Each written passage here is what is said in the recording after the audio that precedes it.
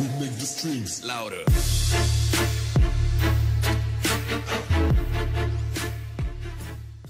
Hello everyone, so video by Legend. We're going to have a small discussion about the gearing for Mystic. Yes, my gear is not the best, but it also makes sense because as I talk about this gearing and in later videos, you will see that I've done what I said I was going to do with this class when it comes to gearing. Don't mind this lifestone here. I got it from a box, so I decided to slap it on.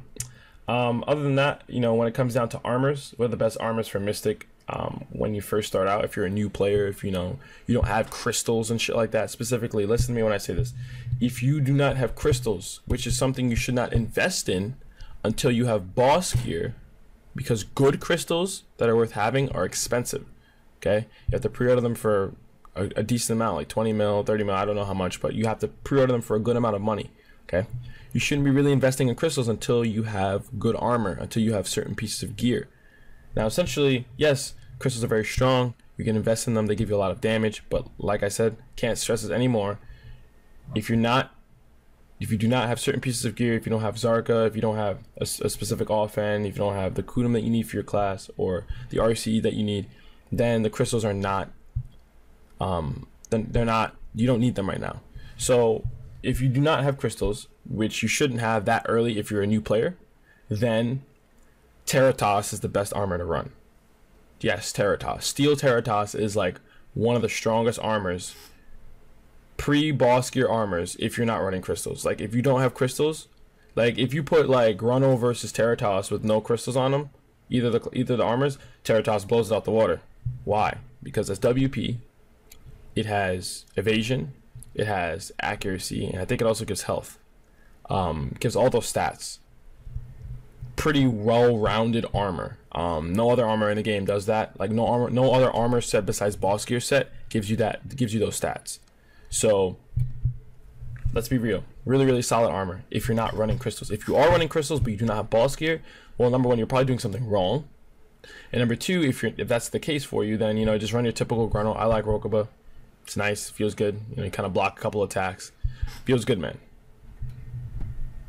When it comes to accessories, oh fuck, accessories, essentially just, you know, kind of run the typical, run dual marker shadows so you can get crescents, you know, run blue corals or whatever until you can get RCEs or a RCE, and then, you know, like a Tungrad or something, you know, that has really high AP. And then, you know, the belt, you really want to get Basilisks or the Tungrad belt. Every other belt's really not worth getting. Just sit at Tri-Schultz. I mean, I'm talking like no other belt is worth enchanting or getting right now. Sit at Tri-Schultz until you can get yourself Bassies or Tungrad. Tree Spray belt's trash. Ancient Weapon Core belt's trash. Don't even bother with anything else. Just Tri-Schultz and then sit there until you can get Tungrad or Bassies. Tungrad's best in slot, by the way. Bassie is like the second best option. A lot easier to get Bassie and a lot cheaper to get Bassie. Just saying. Zarka, obviously everyone knows, get Try Zarka by BIS.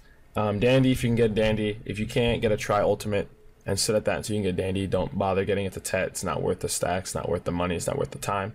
Sit at the Try Ultimate, give you more than enough AP. Once I get this to Try Ultimate, and probably like in a few hours, once I get all this grinding done and start liquidating all my shit for life skilling, I should have about 185 AP. Like, that's how much of a big difference. Like once I get this to try and then ultimate it with a weapon reform stone, it'll bring me up to like 180, like 5 AP.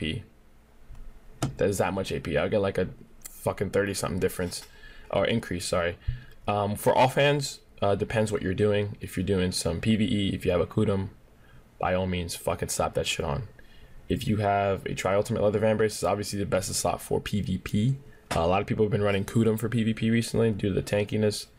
But I think that for Striker and Mystic, that Leather Vambrace is the best in slot. For, you know, PvP, you know, Kudum does give a little bit more AP, a little bit more tankiness, but I think that this is the best in slot. And also this is really good for PvE if you do not have a Kudum, because it gives extra amounts of damage. So if you have a Nuver, I don't know, Nuver is okay. The thing about Nuver though is you lose so much accuracy. Like you lose such a big amount of accuracy. This gives 88. A Try gives 88. Okay, a Tet probably gives like 96 or some shit like that. I don't know.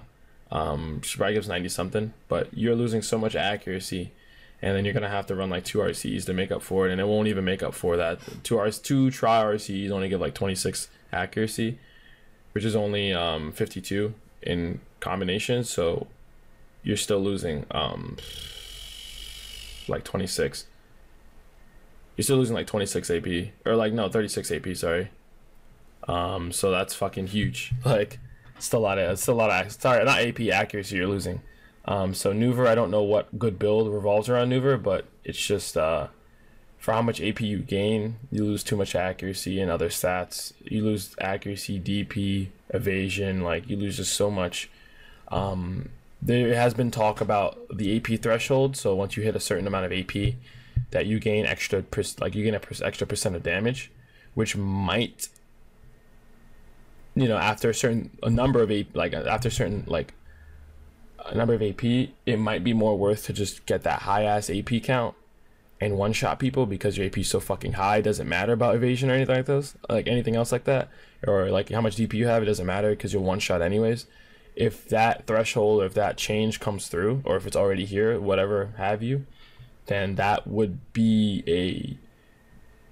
a conversation worth having when it comes down to putting on Nuver. But as I know right now, it's not really something you want to be doing, essentially, for really any situation. If you have other gear at the same level, like if you have a tri Nuver but then you have a tri leather vambrace, then just run the tri leather vambrace like all the way, pretty much all the way. And it's almost better in every situation. So that's really when it comes down to that. I know that's still a big conversation, but I heard about that threshold, and if that's the case, the Nuver would actually be pretty good.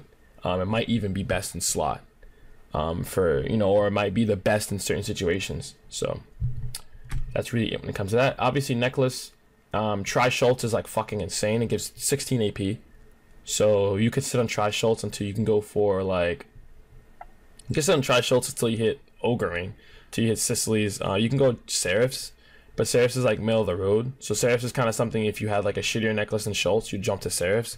But once you have Schultz, the thing is, Seraphs only gives a Tri Seraphs versus Tri Schultz. Oh, you only get 4 more AP for Tri Seraphs, which is not worth how much money you're gonna have to spend to get it to Tri or buy it at Tri. So you might as well just jump, take that money, take like a couple extra 100 mil, and just jump to fucking best in slot Ogre Ring or Sicily's if you want more tankiness. So that's essentially when it comes down to that. Like I said before, rings, crescent, armor, Terratas, best in slot until you get boss gear. If you're not running boss gear, I like Rokuba, or you can run Gruntle.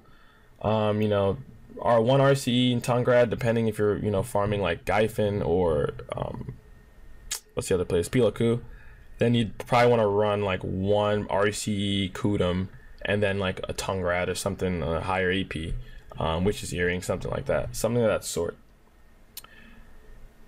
Belt, like I said before, please sit on Tri Schultz.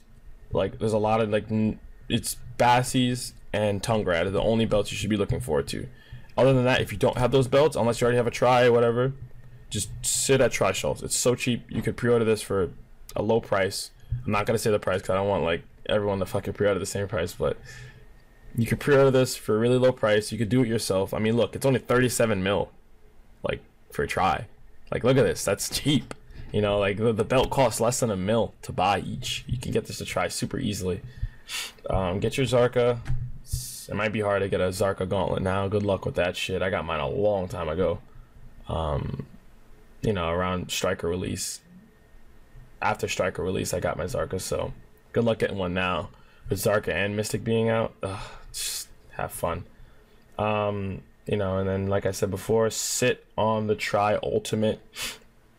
Its Tri Ultimate's really fucking strong. Again, Ultimates give extra monster damage, so it makes farming even that much easier.